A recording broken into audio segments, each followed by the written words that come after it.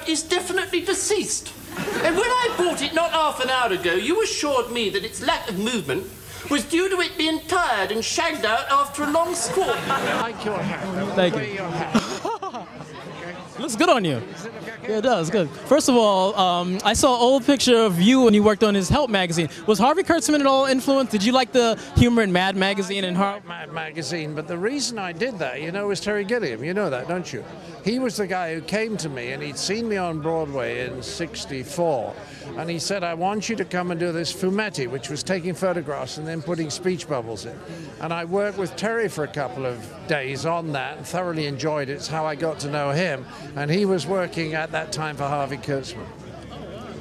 Also, you've had so much success with like Fawlty Towers and other shows after Python. What is the difference between working with the whole troupe and then, or being the center of attention, having your own program? Well, I think it was rather nice being part of a team because you didn't have to bear the whole responsibility yourself. So I think it was relaxing. It was sort of safety in numbers. At the same time, I eventually got fed up with everything being decided on a vote, because when we did Meaning of Life, there were several sketches in there I would not have had if it had been my film. And that was really, I think, where I thought, now I need to go off and do something on my own. But at that point, you see, I was already 45 years of age, so it was later than a lot of people. And also, I remember watching Fish Called Wanda. That was such a funny movie. Are you going to collaborate again with some of the people in that film? I know you did 2 films with them so far. Is there any? I think I made a mistake with the second one, because the trouble was I was trying to make a movie that was quite different from Fish Called Wanda, quite different style, but by using the same actors, I created the impression, and it was my mistake, that I was trying to do the same kind of film again. I was trying to do something completely different.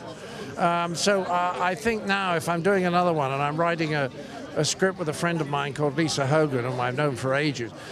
When Lisa and I write that, it's going to be quite different, and I don't think I will use Jamie or Kevin or Michael in it, because I think that sets up a kind of interference pattern in the audience's mind, you know what I mean? Or it creates expectations you don't want them to have.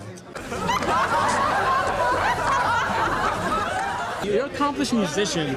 Was it ever like hard to go between being in such a successful comedy troupe and maybe wanting to like release maybe your own album and like perform? Your name could probably be out there with Eric Clapton, Jeff Beck, and Jimmy Page. No. I'm not that a musician. I'm a silly musician. As we are to life, I am to music. But I'm very lucky. I have a very accomplished partner called John Dupre who writes with me. And this is our 30th year we've been writing together. And he's amazing, and he's conducting for us next week at the Albert Hall, and he's fantastic. So I'm very fortunate. I like to play guitar. I play guitar since I was 14, and it's a friend. I always want to go to it, and if I don't spend some time every day playing guitar, I'm not happy. Just remember that you're standing on a planet that's evolving and revolving at 900 miles an hour. It's orbiting at 19 miles a second, so it's reckoned the sun that is the source of all our power. The sun that you and me and all the stars that we can see are moving at 1,000,000 miles a day in an outer spiral arm at 40,000 miles an hour of the galaxy we call the Milky Way.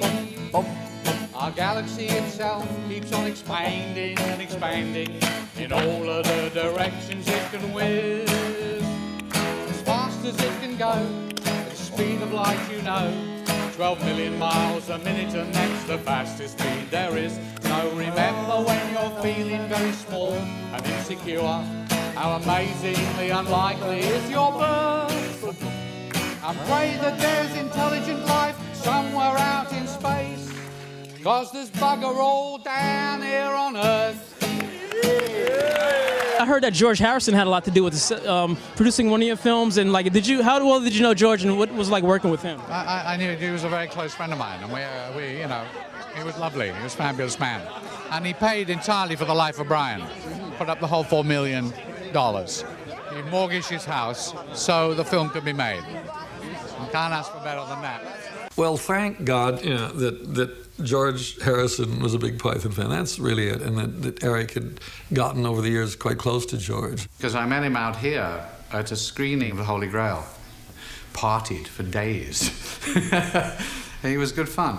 So we were getting nowhere, and I would be calling George, who was living out here, and he would say, "Oh, no worry, I'll get you the money. I'll get you the money." I said, you know, George, it's $4 million. You know, no way. But only George, of course, had the amount of money to be able to say, you know, George, why would you want to put $5 million in a movie like this? Well, you know, because I want to see it.